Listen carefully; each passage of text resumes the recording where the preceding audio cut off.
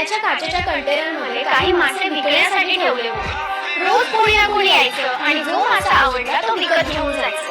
कोणी रेड मासा, कोणी येलो मासा, कोणी ऑरेंज मासा, अशा प्रकारे मासे विकत घेऊन जायचे। पण त्याच कंटेनरमध्ये अजून एक ग्रे कलरचा मासा होता ज्याला कुणीच विकत घेत नव्हतं आणि त्यामुळे तो ग्रे कलरचा मासा नेहमी सॅड राहायचा की मलाच का कुणी विकत घेत नाहीये, माझ्यात काय कमी आहे। एका दिवशी काय होतं, शेजारच्या कंटेनर मधला एक मोठा मासा या ग्रे माशाकडे येतो आणि याला म्हणतो की तू असा उदास नको राहू, तुला माहिती नाहीये तू का विकला जात नाहीये, तू काचेच्या आतल्या बाजूला आहे, हे समजून घे।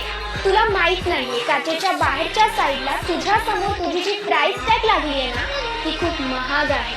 तुला कोणी यामुळे विकत घेत नाहीये कारण लोक तुला अफोर्डच करू शकत नाहीये, कारण तुझी किंमत खूप जास्त आहे। त्या दिवसापासून तो मासा रोज खुश राहायला लागला। म्हणून जर तुम्हालाही कोणी समजून घेत नसेल, एक्सेप्ट करत नसेल तर समजून घ्या, ते तुम्हाला अफोर्डच करू शकत नाही कारण तुमची किंमत खूप जास्त